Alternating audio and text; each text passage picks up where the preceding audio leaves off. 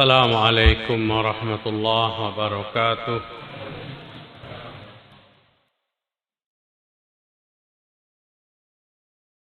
إن الحمد لله نحمده ونستعينه ونستغفره ونعوذ بالله من شرور أنفسنا وسيئات أعمالنا.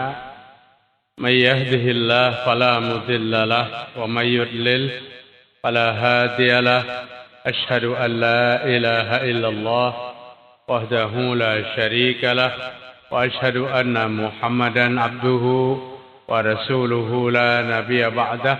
يا أيها الذين آمنوا اتقوا الله حق تقاته ولا تموتن إلا وأنتم مسلمون.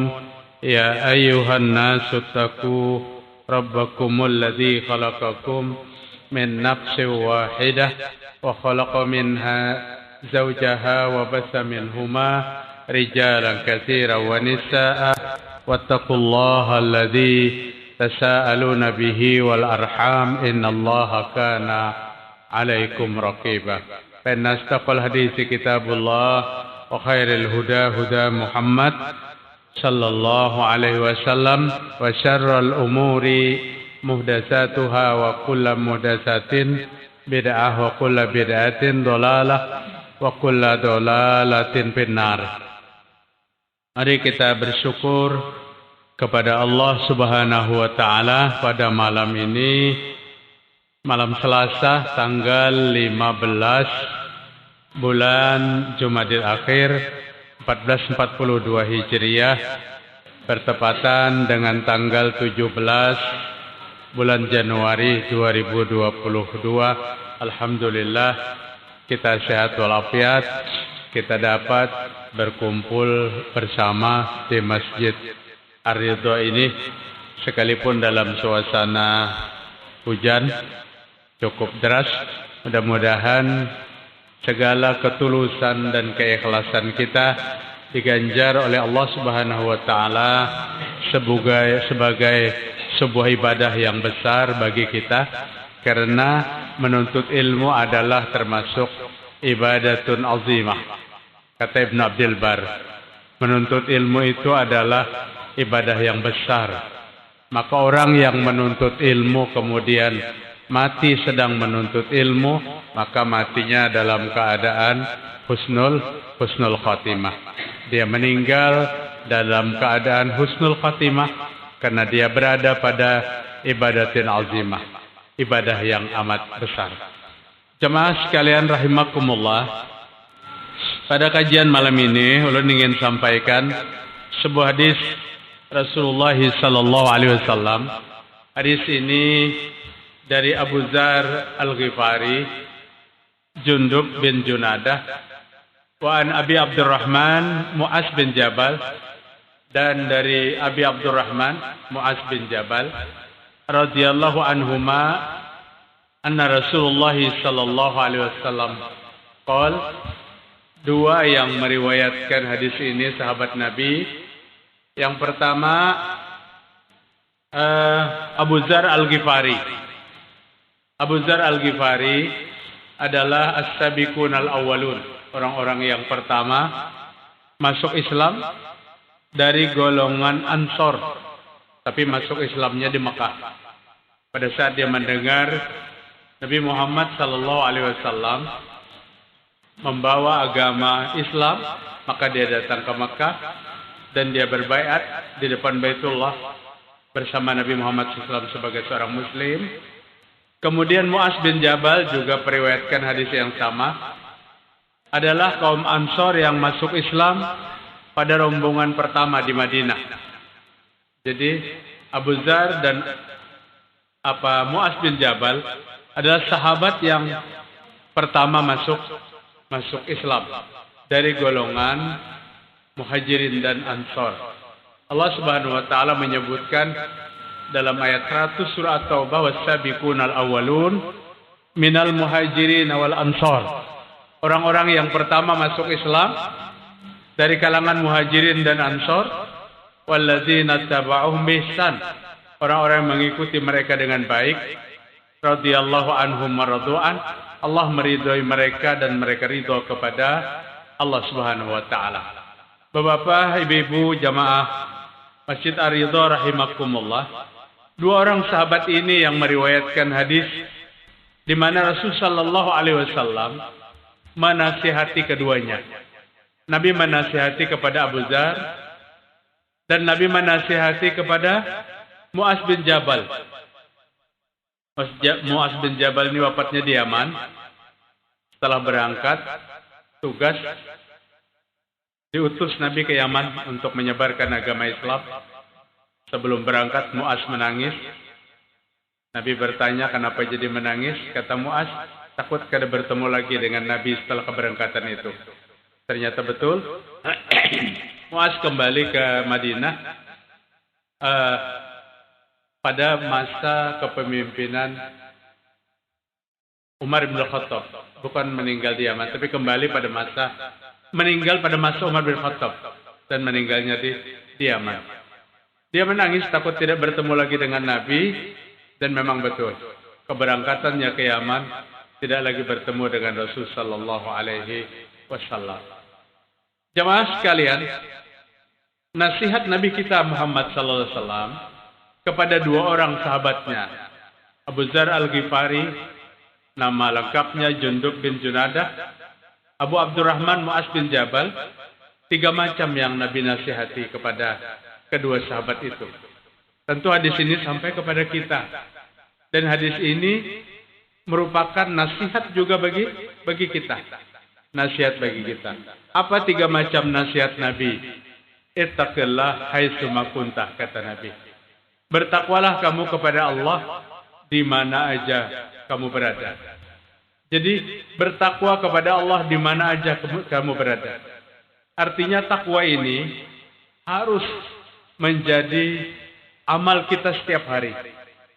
Dan dimanapun kita berada, karena dengan takwa itu Allah menilai manusia. Kemudian nasihat yang kedua setelah nanti kita jelaskan. Wa'atbi'is sayyi'atal hasanata tamhuha. Ikutilah segala keburukan itu dengan kebaikan, dan kebaikan itu akan menghapus segala keburukan yang pernah kamu lakukan. Maksudnya, kada ada manusia itu yang kada pernah berbuat keburukan. Tapi manusia yang baik, manusia yang mampu memperbaiki keburukan itu. Jadi orang yang baik itu bukan orang yang kada pernah berbuat keburukan. Pernah kita berbuat keburukan dan memperbaiki keburukan itu, itulah yang terbaik. Melakukan satu perbuatan baik setelah perbuatan buruk, tamhuha, kata Nabi. Dan perbuatan baik itu akan menghapus segala keburukan yang telah lalu. Kemudian yang berikutnya, wa khaliqin nas bi khuluqin hasan. Berakhlaklah kepada manusia dengan akhlak yang baik. Tiga nasihat ini, nasihat yang luar biasa kepada kedua sahabat yang dicintainya. Yang pertama, Nabi bernasihat tentang takwa. Takwa itu kepada kita semua tentu nasihat itu. Karena manusia dijamin keselamatannya manakala manusia itu bertakwa kepada Allah Subhanahu wa taala. Dan takwa itu kata Nabi, hahuna, at-taqwa hahuna. Takwa ini di sini. Takwa itu di atas, di dalam dada. Di dalam dada. Jiwa yang bertakwa, hati yang bertakwa, maka itulah yang akan menjadikan semua anggota tubuh kita menjadi bertakwa kepada Allah Subhanahu wa taala. Takwa itu ada dalam kehidupan setiap orang.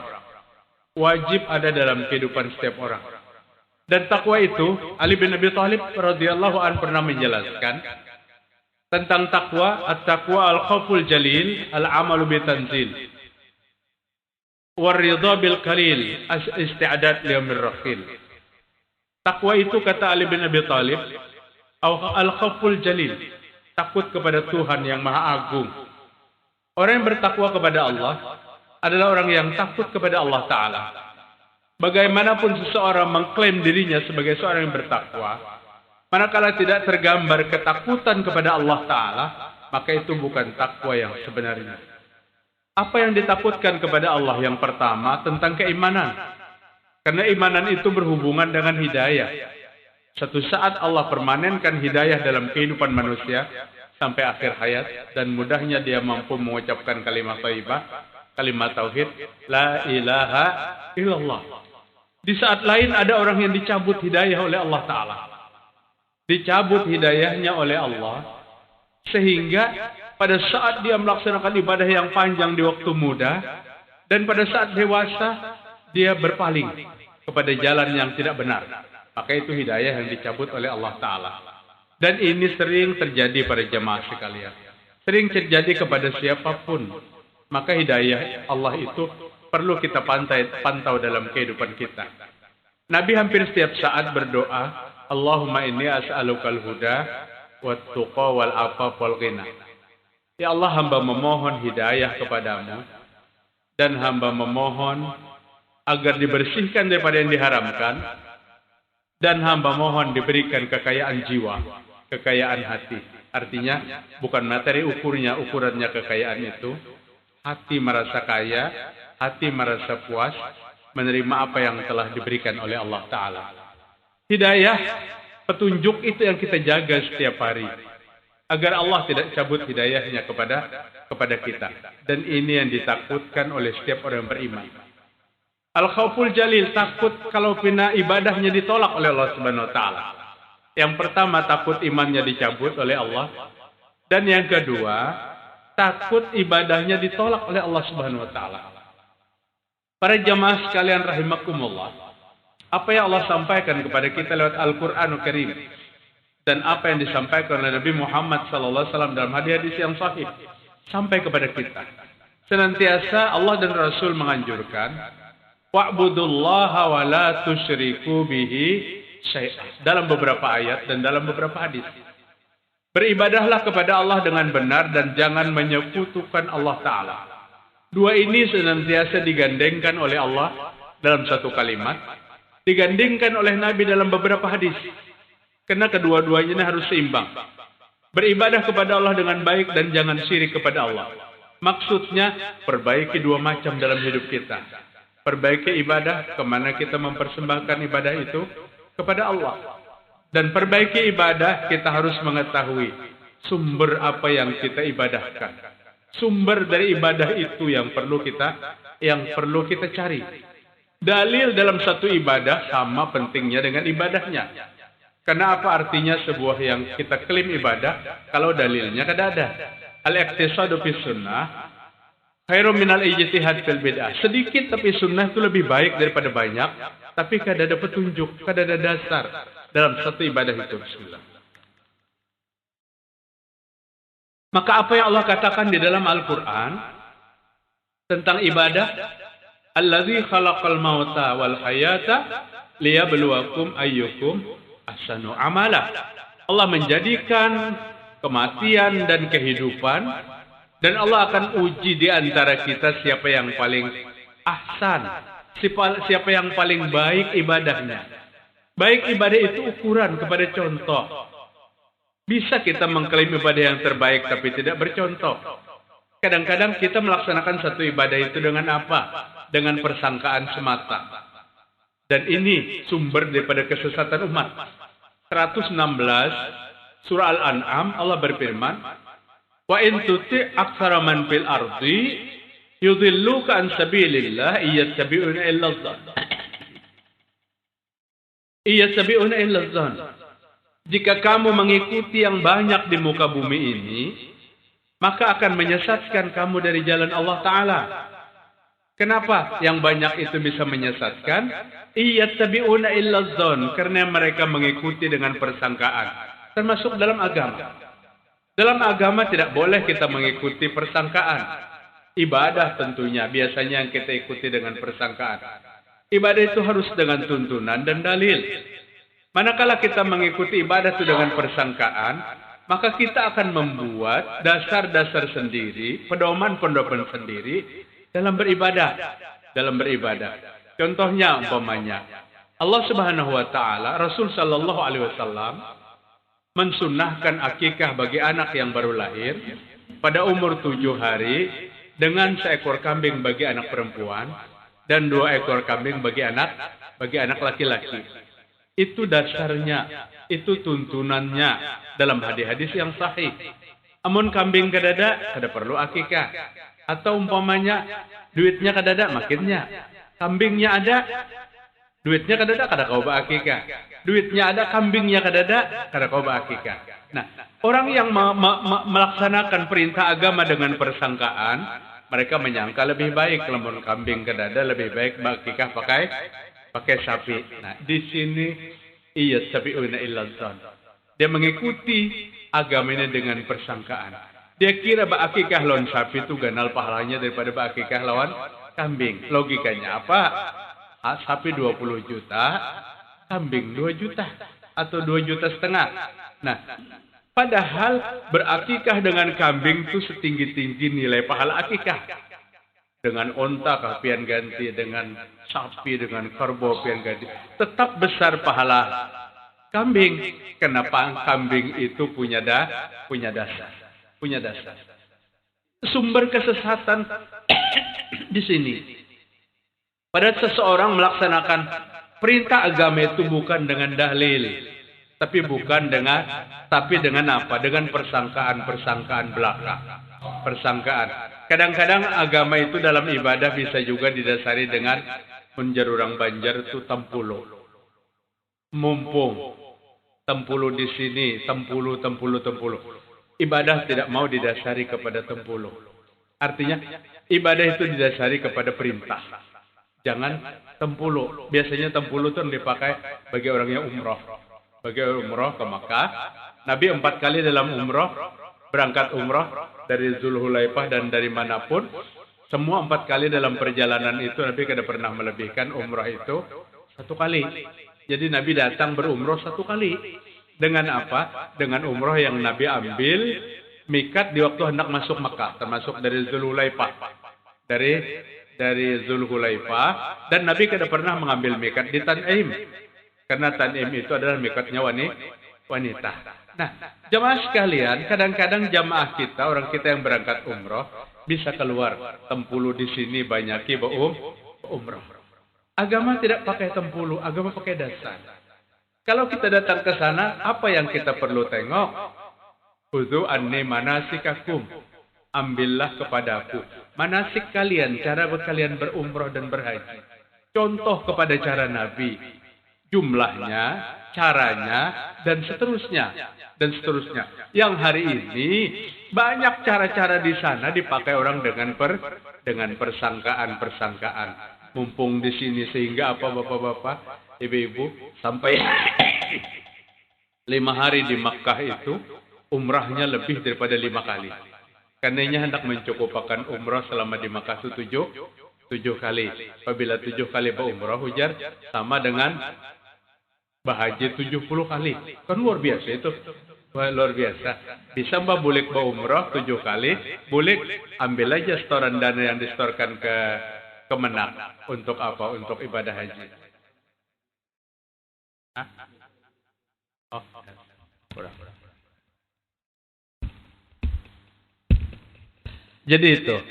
Ini yang dituntut kepada kita untuk baik dalam agama. Baik dalam ibadah. Ibadah betul-betul kita mencari sumber daripada ibadah yang kita laksanakan. Dan ini yang mengangkat derajat kehidupan para sahabat Nabi Muhammad SAW. Mereka melaksanakan ibadah yang diperintahkan oleh Nabi dan tidak mereka lebihi dan tidak mereka kurangi. Maka kemurnian agama Islam itu adalah pada saat kehidupan para sahabat Nabi Muhammad SAW. Khairun nasu qarni summal ladzina yalunahum summal ladzina yalunahum. Manusia yang terbaik hidup pada zamanku dan zaman setelah itu dan zaman setelah itu. 3 zaman yang dijamin oleh Nabi Muhammad SAW. Zamannya sahabat, zamannya tabi'in dan zamannya tabi'ut tabi'in. Dari mana ukuran Nabi mengatakan zaman-zaman mereka yang terbaik? Karena zaman mereka adalah zaman yang memegang teguh Islam itu secara murni. Memegang teguh Islam sesuai dengan sumber agama Islam itu sendiri. Bapak hadirin rahimakumullah. Kemudian orang yang bertakwa itu takut kepada keimanannya. Takut imannya dicabut oleh Allah Subhanahu wa taala. Takut imannya tidak keluar bersama ruh di waktu mati. Orang berharap waktu kematian itu iman keluar bersama ruh. Malaikat di langit sana menyambut kedatangan ruh orang yang bersama iman itu dengan penuh kegembiraan. Dengan penuh kegembiraan. Berbeda pada saat orang mati tanpa iman, maka malaikat semuanya ribut. Kenapa? Bau busuk ruh mereka masuk ke dalam alam para malaikat. Ruhnya berbau busuk, dicium oleh para malaikat. Keimanan di waktu kematian ini yang penting kita jaga. Dua orang laki-laki datang kepada Nabi Muhammad SAW. Ja'a A'rabiyan ila Nabi SAW. Datang dua orang A'rabi kepada Nabi. Wa qala ahaduhuma, yang satu bertanya, ayyun nasu khair, manusia yang terbaik itu seperti apa wahai Rasul? Wa qala al-akhar, yang satu bertanya lagi, ayyul amalul khair, amal yang paling baik itu seperti apa? Nabi menjawab dua orang laki-laki dari desa A'rabi ini, ayyun nasu khair, khairun nas man tala umruhu wa hasuna amaluhu, kata Nabi. Manusia yang terbaik, manusia yang umurnya bertambah panjang, tapi perbuatannya bertambah bagus. Artinya tidak sedikit juga nang manusia makin bertuha umur, gawiannya makin menjadi-jadi. Dan ini bukan ciri manusia yang baik. Ciri manusia yang baik, umur bertambah, perbuatan bertambah baik. Pada saat yang satu bertanya kepada Nabi, ayyul amalul khair, amal yang terbaik itu seperti apa wahai Rasulullah SAW? Maka Nabi mengatakan, antufariku minat dunya walisanu karatabun bizikrillah. Di waktu kamu berpisah dengan dunia, bibirmu basah berzikir kepada Allah Subhanahu wa Ta'ala. Satu kalimat yang diucapkan di penghujung kehidupan lebih tinggi nilainya daripada 80, 90 atau 70 tahun ibadah kita. Lebih 70 tahun ibadah kita. Tapi kita tidak boleh berpikir, oh kalau kayak itu hendak mati karena mengatakan la ilaha illallah. Belum tentu. Belum tentu kita. Karena la ilaha illallah yang dikumandangkan menjelang kematian kada bisa dipisahkan dengan hidayah. Allah memberikan hidayah. Dan Allah memberikan hidayah kepada orang yang melaksanakan ketaatan. Orang yang taat kepada Allah, maka Allah tambah hidayah daripada Allah Subhanahu wa Ta'ala. Dan dalam Al-Quran kita kada pernah menemui orang yang maksiat itu matinya husnul khatimah. Al-Quran menyebutkan orang yang berada pada kemaksiatan dan sampai akhir hayat maksiat, maka matinya su'ul khatimah. Su'ul khatimah. Para jamaah sekalian, rahimakumullah, ibadah yang terbaik di penghujung kehidupan pada saat dia mengucapkan kalimat la ilaha illallah. Kemudian orang bertakwa yang kedua, al-khawful jalil, al-amalu bitanzil. Kata Ali bin Abi Thalib, beramal dengan apa yang Allah turunkan. Beramal dengan apa yang Allah contohkan. Ini orang yang bertakwa. Orang yang bertakwa tidak tergiur dengan banyaknya seseorang mengklaim ibadah, manakala ibadah itu tidak dijelaskan dari mana sumber dan datangnya. Dan sebanyak apapun yang kita klaim sebagai ibadah, tidak akan menyampaikan kita kepada derajat ketakwaan, manakala ibadah itu tidak dilakukan atas apa? Dasar anjuran dan perintah daripada Allah Subhanahu wa Ta'ala.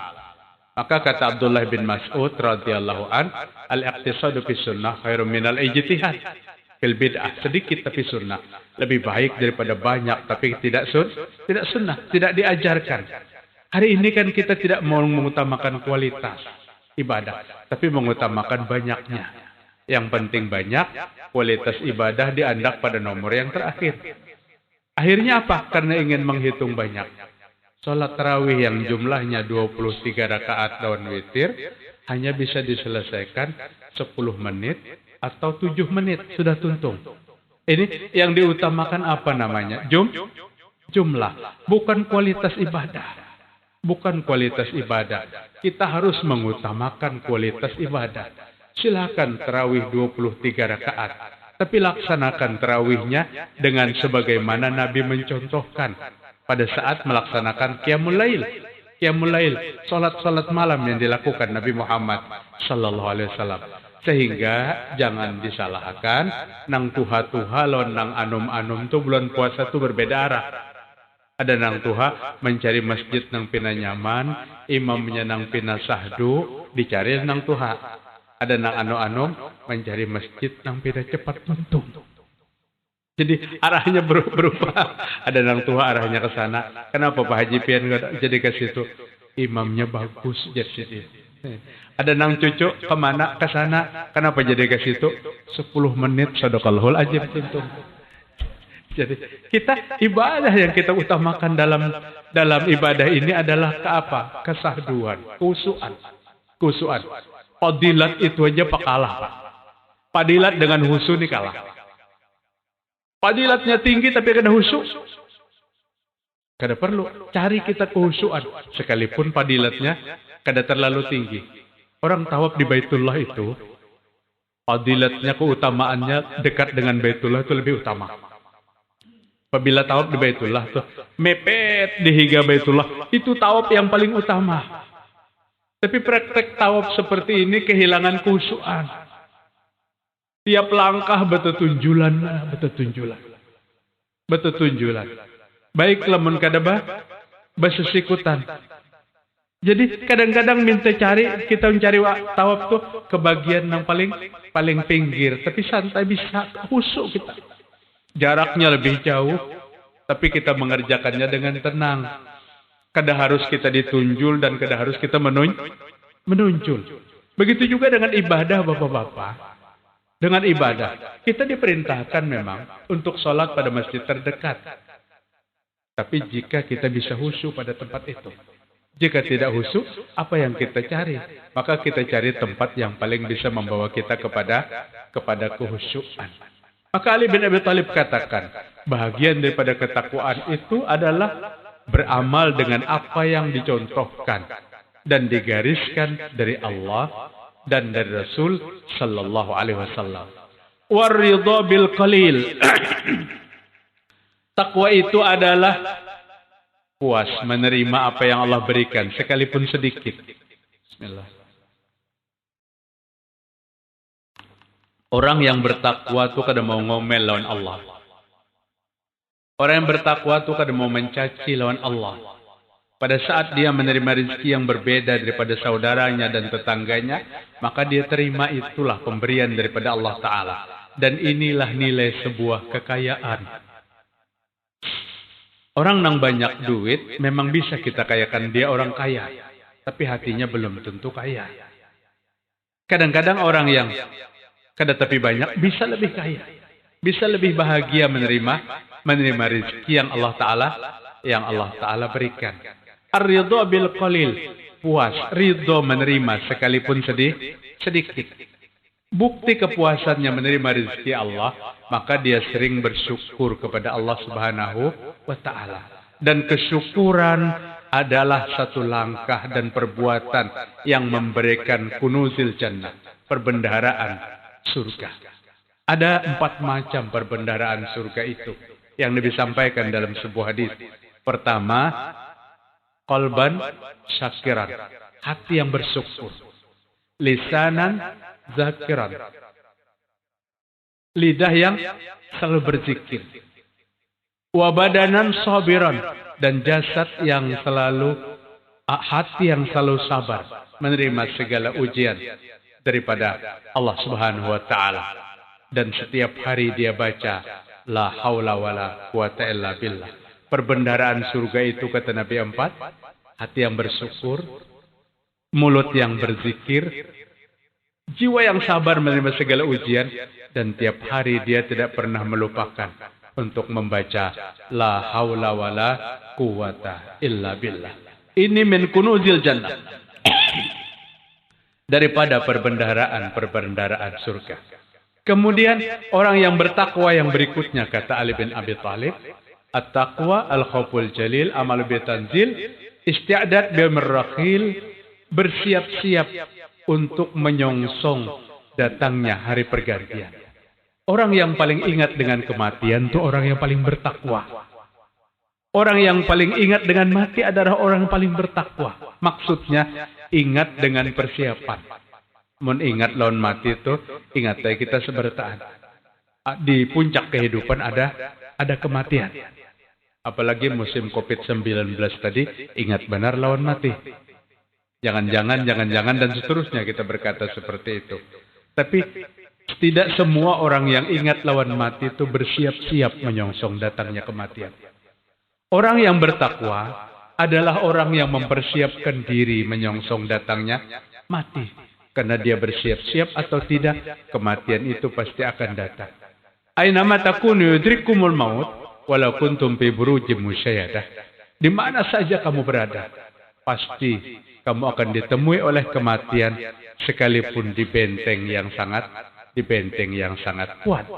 Dan Allah katakan kullu nafsin zaikatul maut wa innama tuwaffawna ujurakum yaumal qiyamah. Setiap jiwa pasti akan mati dan Allah akan sempurnakan pahala kalian pada hari kiamat. Jamaah rahimakumullah. Yang pertama nasihatnya Nabi kepada Abu Dzar, kepada Mu'adz bin Jabal. Bertakwalah kepada Allah di mana aja kamu berada. Nabi ditanya tentang amal untuk mendapatkan surga. Lajari kepada kami wahai Rasul. Amal yang apabila kami amalkan dimasukkan ke surga. Maka Nabi katakan, taqwallah wa husnul khuluq. Bertakwalah kepada Allah dan berakhlaklah dengan akhlak yang baik. Takwa itu keharmonisan hubungan dengan Allah. Akhlakul karimah, harmonisnya hubungan dengan sesama manusia. Ciptakan keindahan dengan Allah dan keindahan dengan sesama manusia. Maka kita telah melewati jalan untuk menuju surganya Allah Subhanahu wa taala. Nasihat yang kedua, wa'atbi sayyi'atal hasanah tamhuha. Ikuti segala keburukan itu dengan kebaikan dan kebaikan itu menghapus segala keburukan itu. Jemaah sekalian rahimakumullah. Tidak ada manusia yang tidak pernah berbuat buruk. Dan Allah mengangkat derajat manusia bukan karena keburukannya masa lalu, tapi kesadaran yang datang kepada dirinya. Jadi manusia itu terangkat derajatnya bukan Allah menghitung keburukan masa lalu, tapi ketaatan dan kesadarannya bertaubat daripada segala keburukan itu. Bapak-bapak, ibu-ibu sering mendengar cerita kayak Pak Umar bin Khattab radhiyallahu an, kayak apa sahabat yang lain seperti Khalid bin Walid radhiyallahu an, kayak apa sahabat Nabi yang bernama Wahsy bin Harb radhiyallahu an. Mereka menjadi orang-orang mulia, padahal sebelumnya adalah penjahat-penjahat besar.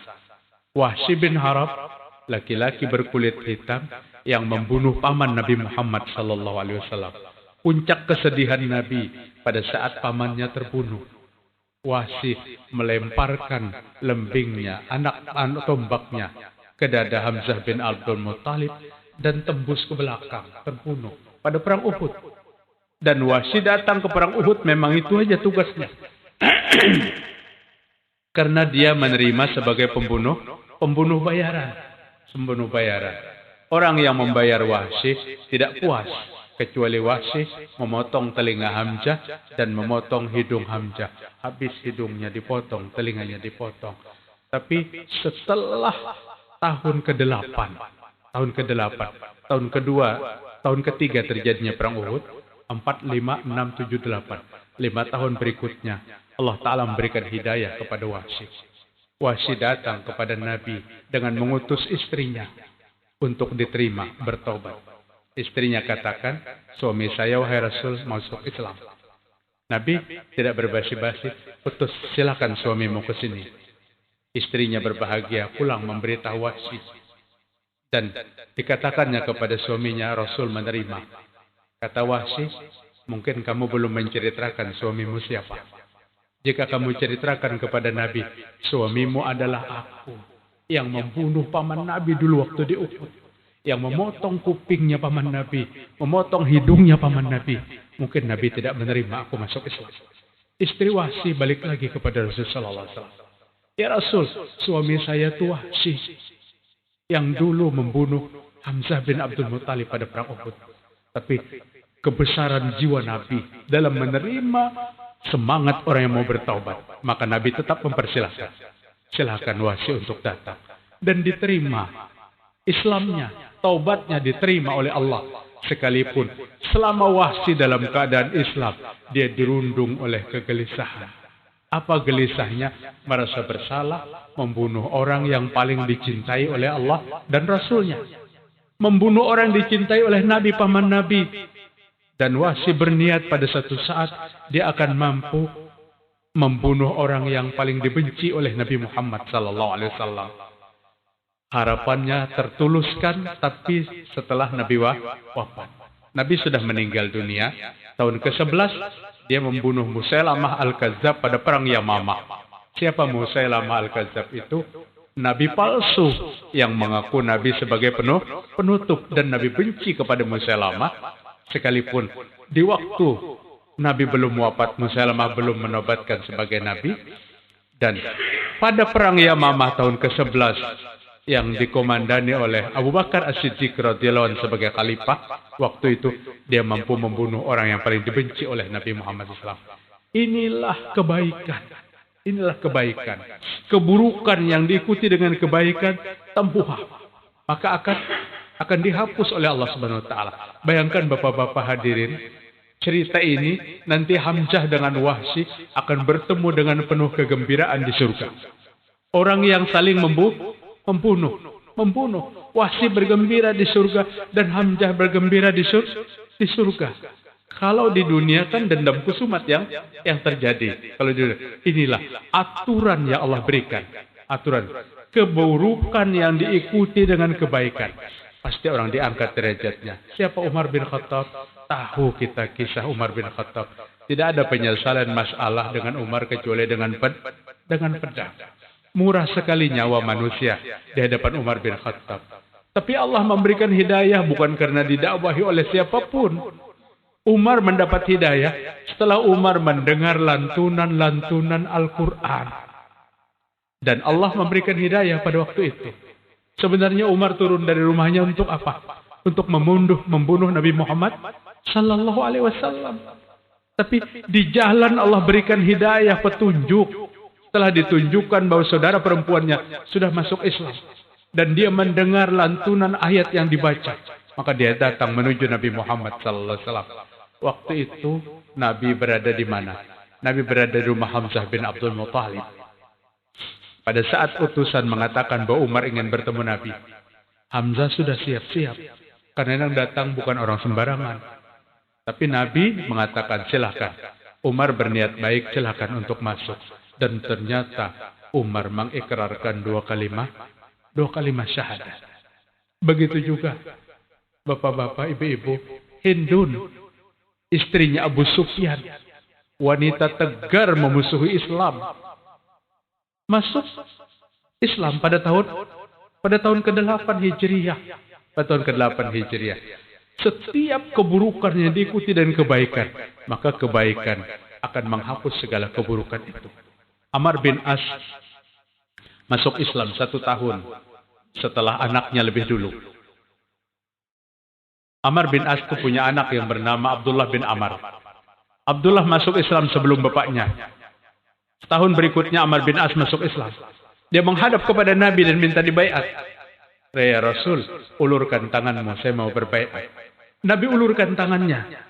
Tapi begitu Nabi mengulurkan tangannya, Amr bin As menarik tangannya. Nabi berkata, Amr, apa yang terjadi seperti ini? Kamu minta diulurkan tangan untuk berbaiat masuk Islam? Begitu aku ulurkan tangan, kamu tarik tangan. Ya Rasul, saya ingin penjelasan. Apa kata Nabi? Penjelasan apa yang kamu minta, wahai Amr? Saya adalah penjahat luar biasa masa lalu. Sebelum Islam. Dosa saya tidak terhitung. Bagaimana dosa yang banyak itu setelah saya masuk Islam? Setelah saya masuk Islam, bagaimana dosa saya yang banyak itu, ya Rasulullah SAW? Maka Nabi katakan kepada Amr bin As, Ama alim ta'annal Islam tahdimu makana qabla. Apakah kamu tidak tahu, wahai Amr, sesungguhnya orang yang masuk Islam itu menghapus dosa-dosanya yang telah lalu. Apapun keburukan-keburukan masa lalu sebelum Islam, setelah masuk Islam dihapus. Ini yang dimaksud dalam hadis Nabi. Wa'at bi'is sayyi'atal hasanah tamhuha. Ikuti keburukan dengan kebaikan, dan kebaikan ini akan menghapus segala keburukan itu. akan menghapus segala keburukan itu. Berbeda bapak-bapak dengan kebaikan. Kebaikan sebelum masuk Islam. Keponakan Khadijah bin istri Nabi Muhammad SAW yang bernama Hakim, salah seorang sahabat Nabi yang senang berdarma, senang berinfak, baik pada saat dia sudah Islam. Sebelum Islam pun dia senang lakukan itu. Maka dia bertanya kepada Nabi, "Ya Rasul, akhlak saya sebelum Islam juga saya sering berbagi kepada sesama. Sekarang saya masuk Islam, saya juga berbagi kepada sesama. Saya yakin di waktu saya senang berbagi, di waktu masuk Islam, pahalanya luar biasa. Bagaimana dengan perangai saya yang suka berbagi sebelum saya masuk Islam?" Kata Nabi SAW, maka itu adalah termasuk apa? Aset-asetmu di akhirat. Kebaikan sebelum masuk Islam dicatat dalam sebuah kebaikan, tapi keburukan sebelum masuk Islam maka tidak dicatat sebagai sebuah keburukan. Satu kebaikan yang diikuti dengan satu keburukan, maka itu akan menghapus keburukan yang telah lalu. Kemudian yang terakhir, nasihat Nabi Shallallahu Alaihi Wasallam. Bismillah. Wa khaliqin nas bi khuluqin hasan. Berakhlaklah kepada manusia dengan akhlak yang baik. Kemana aja apabila membawa akhlak yang bagus, itu adalah menjadikan kehidupan kita tenang. Akhlak adalah jembatan dakwah. Seorang dai yang tidak berakhlak pasti tidak jalan dakwahnya. Maka Abdullah bin Mubarak mengatakan 50 tahun aku menuntut ilmu. 20 tahun aku menuntut ilmu tafsir, ilmu hadis, ilmu tauhid, ilmu fikih, ilmu macam. Itu 20 tahun. Sisa yang 30 tahunnya apa, wahai Syekh, yang dituntut? Aku menuntut ilmu tentang akhlak. Bagaimana aku bisa berakhlak yang baik? Karena akhlak ini menjembatani dakwah.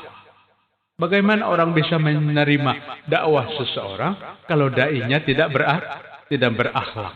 Maka akhlak adalah kunci kebahagiaan dan kunci surga. Nabi katakan berakhlak yang baik dan bertakwa kepada Allah adalah jalan untuk menuju surganya Allah Subhanahu wa taala. Demikian Bapak-bapak, kajian malam ini mudah-mudahan bermanfaat bagi kita semua. Mohon maaf segala kesalahan, kekurangan dan kekeliruan. Kita tutup dengan kifarat majelis. Subhanakallahumma wa bihamdika asyhadu an la ilaha illa anta astaghfiruka wa atubu ilaik. Wassalamualaikum warahmatullahi wabarakatuh.